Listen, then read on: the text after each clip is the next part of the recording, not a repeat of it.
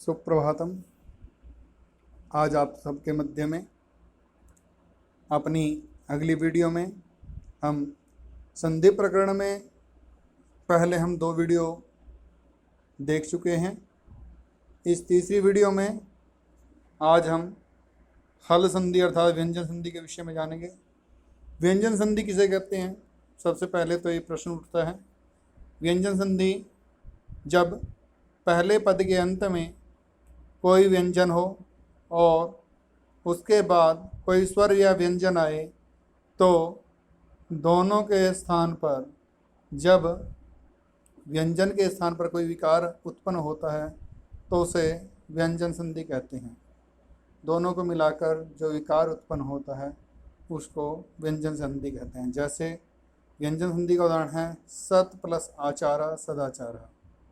ऐसे ही सत प्लस जन सज्जन। आगे हम संधि के भेदों के विषय में पहले भी कल बता चुका था मैं। श्रुत्व संधि, ष्टुत्व संधि, चरत्व संधि, झसत्व संधि और अनुस्वार संधि, ये हमारे पास संधियां हैं। इनके विषय में आज जानेंगे। आइए इसके विषय में आज जानते हैं। हमारे पास जो संधियां हैं उनमें स्वर संधि 5 प्रकार की है, जिनमें 8 प्रकार की है, जिनमें से 5 मुख्य हैं और 3 जो हैं वो गौण हैं। इसी प्रकार आगे हमारे पास हल संधि है, व्यंजन संधि जिसको कहते हैं। हल संधि के भी 5 भेद बताए गए हैं। सबसे पहला भेद जो है हमारे पास ष्टुत्व संधि आता है। ष्टुत्व संधि के अंतर्गत हम नियम देखेंगे। स्तोश्चु नाश्चु एक सूत्र है जिसमें सबसे पहले यहाँ पर हमारे पास जहत्व संधि दी गई है, तो जहत्व संधि को ही पहले देख लेते हैं। जहत्व संधि झल जो वर्ण होते हैं, झ, भ, घ और ढ और ध, ये वर्ण झष में आते हैं और झष के बाद झल वर्ण के स्थान पर यहाँ पर एक बार ध्यान दें, वर्ग के झल वर्ण जो हैं, वर्ग के प्रथम द्वितीय तृतीय चतुर्थ वर्ण श श श ह के बाद जब झष झ भ घ ढ़ और ध और हों तो झल वर्ण के स्थान पर जस वर्ण ज ब ग ड़ द हो जाते हैं। अर्थात चतुर्थ वर्ण के स्थान पर तृतीय वर्णादेश हो जाता है। ध्यान देंगे, चतुर्थ के स्थान पर तृतीय वर्ण आदेश। चतुर्थ वर्ण यदि परे होता है तो तृतीय वर्ण आदेश हो जाता है। किसके स्थान पर? प्रथम द्वितीय तृतीय चतुर्थ और श श श ह के बाद यदि चतुर्थ वर्ण आए तब, ऐसी स्थिति में या कोई स्वर आए तब हमारा तृतीय वर्णादेश हो जाता है। अब यहाँ पे वाग प्लस ईशा, वाग ईशा, का के बाद जो है ई आ गया स्वर, तो तृतीय वर्ण का खा ग, ग आदेश हो गया वाग ईशा। अच प्लस अंत अजंत, आ च को तृतीय वर्ण च छ ज आदेश हो गया तो अजंत। षट प्लस आनन षडानन, यहाँ पे ट है, ट ठ ड आदेश हो गया षडानन। सुप प्लस अंत प फ ब आदेश हो गया सुबंत। जगत प्लस ईसा जगदीश। जगत त में तृतीय वर्ण है त थ द आदेश हो गया जगदीश। वाग प्लस ईशा वाग ईशा का ख ग, तृतीय वर्ण है वाग ईशा। वाग प्लस दानम वागदानम, वाग प्लस दानम वागदानम, का ख ग। सम्राट प्लस गच्छति, यहाँ पे तृतीय वर्ण परे है तब टा को ड आदेश हो गया टा ठा ड, सम्राट आगच्छति, सम्राट गच्छति। ठीक है। नियम आगे है पदांत वर्ण, पदांत में वर्ग का प्रथम वर्ण हो अथवा तथा उसके बाद वर्ग के तृतीय चतुर्थ तथा अंतस्थ या अलावा वर्ण या स्वर वर्ण हो तो पदांत में वर्ग का प्रथम वर्ण के स्थान में तृतीय वर्ण हो जाता है। महद प्लस दुखम महद दुखम, महद प्लस दुखम महद दुखम, अप प्लस जम अबजम, अच प्लस आदेश अजादेश, तत् प्लस हितम तद्धितम, षट प्लस भ्याम षड्भ्याम, जगत प्लस भ्याम जगद्भ्याम। च्युत्तु संधि। शकार तथा तकार त्वर्ग के बाद, सकार तथा त्वर्ग के बाद यदि शकार च्वर्ग हो तो सकार त्वर्ग के स्थान पर सकार च्वर्ग हो जाता है। यहाँ ध्यान दें, ध्यान से देखें, हमारे पास स त थ ध ध न है। इनके बाद यदि प्लस में स च छ ज झ इयां आए तो क्या होता है, जो हमारा स है सड़क वाला, उसके स्थान पे तालव्य सकार हो जाता है। त है उसको च हो जाता है, थ है उसको छ हो जाता है, द है उसको ज हो जाता है। नीचे तीर के निशान के द्वारा दिखाया गया है। ज जो द है उसको ज आदेश होता है, और ध है उसको झ आदेश हो जाता है, और न है उसको इया आदेश हो जाता है।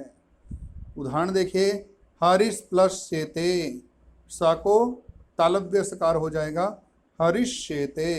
कस प्लस चित कश्चित, आगे ता को च आदेश हो जाएगा सत प्लस चिता सच्चित, तत् प्लस छत्रम तच्छत्रम, यज प्लस ज्ञ, यज प्लस न यज्ञ, यज प्लस न यज्ञ।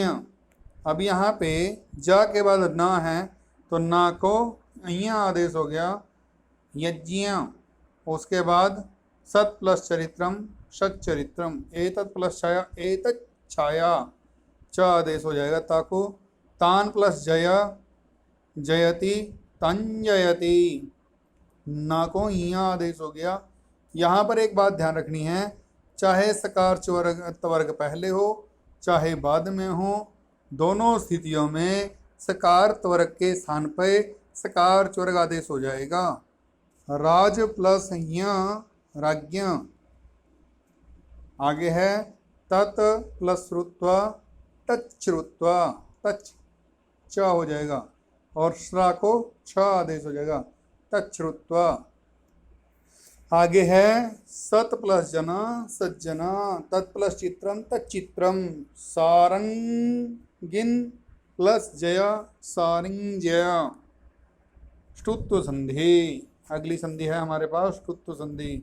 सकार त्वर्ग के बाद यदि सकार त्वर्ग आए तो सकार त्वर्ग के स्थान पर सकार त्वर्ग आदेश हो जाता है। जिस प्रकार सकार त्वर्ग को सकार त्वर्ग हो रहा था, उसी प्रकार सकार त्वर्ग को सकार त्वर्ग आदेश हो जाएगा सकार त्वर्ग परे रहने पर।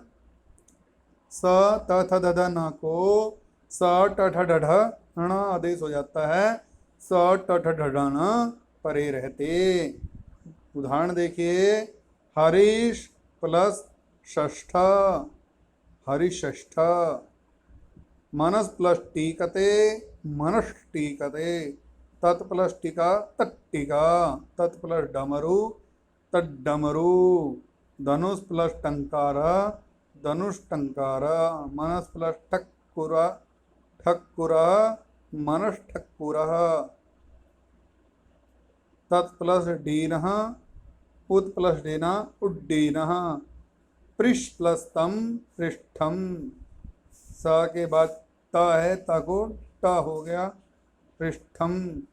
आगे इस प्लस त इष्ट, क्लस प्लस ट कष्ट। आगे विविध संधि के उदाहरण हैं, अनुस्वार संधि आ जाती है उसमें। नगरम प्लस गच्छति नगरं गच्छति, पदांत में जो माँ है व्यंजन परे होने पर वर्ण व्यंजन परे होने पर अनुस्वार हो जाते हैं। हरिम प्लस वंदे हरिम वंदे, धर्मम प्लस चरति धर्मं चरति, अक्रम प्लस श्यते अक्रंश्यते। उसके बाद पदांत में माँ के बाद यदि वर्ग का प्रथम वर्ण तृतीय वर्ण हो तो माँ के स्थान पर उस वर्ग का पंचम वर्ण आदेश हो जाता है। वृक्षम प्लस कृंतति, वृक्षं कृंतति, माँ को पंचम आदेश हो गया। जो का था परे तो का पंचम वर्ण का खा घा गा हो गया। अन्नम प्लस चरवती, अन्नं चरवती, अय्या आदेश हो गया माँ के स्थान पे पंचम आदेश। च छ झ झ, समुद्रम प्लस तरती, समुद्रं तरती, पंचम आदेश माँ के स्थान पे ना आदेश हो गया ता परे रहने पर। अन्नम प्लस पचती, अन्नम पचती, माँ को माँ आदेश हो गया। क्यों? पापा बाबा माँ पंचम आदेश, पंचम वर्णादेश हो गया। विविध संधि के उदाहरण और हैं। नियम है एक ही पद में यदि री रा श वर्ण के बाद म वर्ण हो तथा उसके बाद ना हो तो ना के स्थान पर ना हो जाता है। ध्यान दें, कई बार हम देखते हैं कि ना के स्थान पर ना लिखा मिलता है। उसका नियम है ये, कहता है क्या, एक पद के अंदर यदि रा हो, री हो और पेट पटा शा हो और बाद में माँ हो और उसके बाद कोई ना आए, ठीक है, उसके स्थान पर ना आदेश आ जाए। जैसे राम प्लस एन, रामेण, यहाँ पे एन है एन, लेकिन माँ के बाद ना होने पर और ना माँ से पहले रा या शा या री होने के कारण से ना को अणा हो गया। गुरुणा, गुरु प्लस ना गुरुणा, यहाँ पे रा से परे ना को अणा हो गया। पूषना, पुषना, पेट पटे सा के बाद ना को अणा हो गया। चतुर प्लस नाम, चतुर्नाम, नाम को नाम हो गया। वर्ग के तृतीय चतुर्थ वर्ण के बाद यदि वर्ग के द्वितीय वर्ण हो तो तृतीय चतुर्थ वर्ण के स्थान पर चर वर्ण हो जाता है, होता है। देखिए, ग घ झ झ ड ढ द ध ब भ, ये चतुर्थ वर्ण तृतीय चतुर्थ वर्ण हैं। और इनके बाद यदि ख छ ठ फ अर्थात द्वितीय वर्ण हो, हर वर्ग के द्वितीय वर्ण का ख, च का छ, ट का ठ, त का थ और प का फ, अर्थात इनके पांचों वर्गों के अलग अलग द्वितीय वर्ण हो तो जो हमारे पास तृतीय और चतुर्थ वर्ण हैं उनके स्थान पर पहला वर्ण आदेश हो जाता है। जैसे छेद प्लस ता, चित्ता, ऐसे ही समिद प्लस पात, समिद प्लस पात, समित पात, विद्वत विद्वद, विपद प्लस सु, विपत सु। कई बार हम देखते हैं तृतीय वर्ण के स्थान पे पहला वर्ण आदेश हो जाता है। उसका कारण है कि परे जो है वो दूसरा वर्ण हो या अन्य कोई वर्ण हो तो पहला वर्ण आदेश हो जाता है। दिक प्लस नाग, दिंगनाग, यहाँ पे तृतीय वर्ण आदेश हो गया। अन्य नियम है वर्ग के पहले दूसरे तीसरे चौथे वर्ण के बाद यदि वर्ग का पंचम वर्ण हो तो पहले दूसरे तीसरे चौथे वर्ण के स्थान पर पंचम वर्ण आदेश हो जाता है। पांचवा वर्ण हो जाता है यदि पांचवा वर्ण परे हो। दिक प्लस नाग, दिन्नाग, जगत प्लस नाथ, जगन्नाथ, दिक प्लस मुखम, दिंग मुखम, षट प्लस मुखम, षणमुखम। आगे नियम है व्यंजन संधि में त्वर्ग के बाद यदि स्वर्ण हो तो त्वर्ग के स्थान पर च्वर्ग आदेश हो जाता है। जहे तत् प्लस श्रुतम, तच्छ्रुतम, उत प्लस श्रृंखलम, उत श्रृंखलम। और यहाँ पर है तत् प्लस शोभते, तच्छोभते, तत् प्लस श्रुत्वा, तच्छ्रुत्वा। त्वर्ग के बाद यदि लावर्ण हो तो त्वर्ग के स्थान पर ल होता है तथा नावर्ण हो तो ना वर्ण के बाद यदि ला वर्ण हो तो ला कार नकार के स्थान पर अनुनासिक लकार हो जाता है। तत् प्लस लीन तल्लीना, उत प्लस लास उल्लास, उत प्लस लेखा उल्लेख, और तत् प्लस लेखनी तल्लेखनी। विद्वान प्लस लिखती, यहाँ पर ध्यान देंगे विद्वान लिखती बनेगा, अर्थात अनुनासिक ल वर्ण आदेश होगा। महान प्लस लाभा महान लाभा, ऐसा आदेश हो जाएगा। आगे नियम है, स्वर वर्ण के बाद यदि छ वर्ण हो तो मध्य में प्रथम वर्ण का आगम हो जाता है। तरु प्लस छाया तरुच्छाया, परि प्लस छेद परिच्छेद, अनु प्लस छेद अनुच्छेद, वि प्लस छेद विच्छेद, संधि प्लस छेद संधिच्छेद, शिव प्लस छाया शिव छाया। यहाँ ध्यान देंगे च वर्ण का आगम हो रहा है कब? छ वर्ण परे रहने पर। स्वर वर्ण से परे छ आए तो संधि होते समय छ परे रहने पर च का आगम हो जाता है, प्रथम वर्ण का आगम हो जाता है। अगला नियम है, यदि स्वर वर्ण के बाद ङ ण न वर्ण हो, उसके बाद स्वर वर्ण हो तो ग ङ ग ण और न को द्वित्व हो जाता है।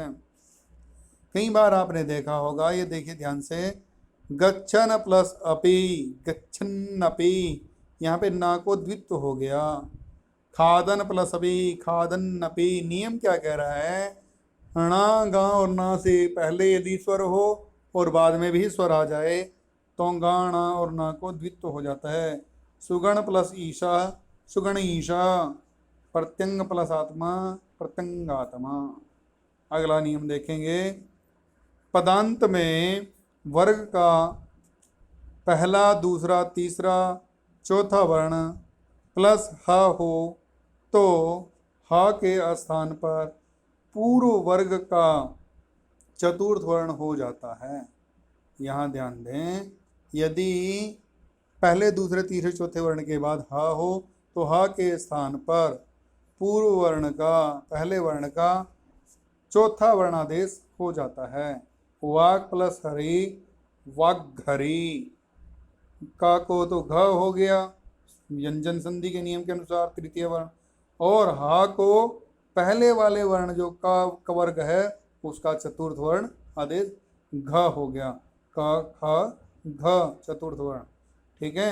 इसके बाद तत् प्लस ही तद्धि, तत् प्लस ही तद्धि, क्यों? ता को जो है द हो गया, ता था द, और चतुर्थ वर्ण है ध, वो हा के स्थान पर हो गया। उत प्लस हार उद्धार, उत्ता को द हो गया और हा को ध हो गया। आगे तत् प्लस हितम तद्धितम, इसी नियम के अनुसार सिद्ध होगा। अगला नियम है, रा प्लस र वर्ण हो तो र वर्ण का लोप हो जाता है और पहली मात्रा को दीर्घ हो जाता है। कई बार देखिए, निर प्लस रसम निरसम, निर प्लस रजह नीरजः, निर प्लस रोगा निरोगः, पुनः प्लस रमते पुनः रमते। यहाँ पे आ को दीर्घ हुआ है, पुनः रमते। आगे विसर्ग के बाद वर्ग का तीसरा चौथा पांचवा वर्ण हो तो या अलावा वर्ण हो तो विसर्ग के स्थान पर ऊ हो जाता है। यहाँ विसर्ग संधि शुरू हो गई है, ध्यान देंगे थोड़ा। नियम है एक दो विसर्ग संधि के। पहला नियम है, विसर्ग संधि में तीसरे चौथे वर्ण हो और या अलावा हो तो विसर्ग को ऊ हो जाता है। वयः प्लस वृद्ध वयो वृद्ध, ये नियम है। उसके बाद अधा प्लस मुखम अधो मुखम। उसके बाद है मना प्लस रथा मनोरथा। यहाँ पे ध्यान दे, वयो वृद्धा में वा जो है वो यार अलावा में से है। आगे अधोमुखम में पंचम अक्षर है माँ। उसके बाद मनोरथ में यार अलावा में रा है। मनोयोग में या यार अलावा में से है मनोयोग। आगे विसर्ग प्लस ता और सा हो तो विसर्ग के स्थान पर सड़क वाला सा अर्थात दंतस्कार हो जाता है। नमा प्लस ते नमस्ते, प्रथमः प्लस सर्ग प्रथम सर्ग। ऐसा ये दूसरा नियम है। सा को विसर्ग को स हो जाता है दंत्य। आगे नियम है यदि विसर्ग के पूर्व तथा विसर्ग के बाद अ हो तो बाद वाले अ के स्थान पर अवग्रह चिन्ह होता है।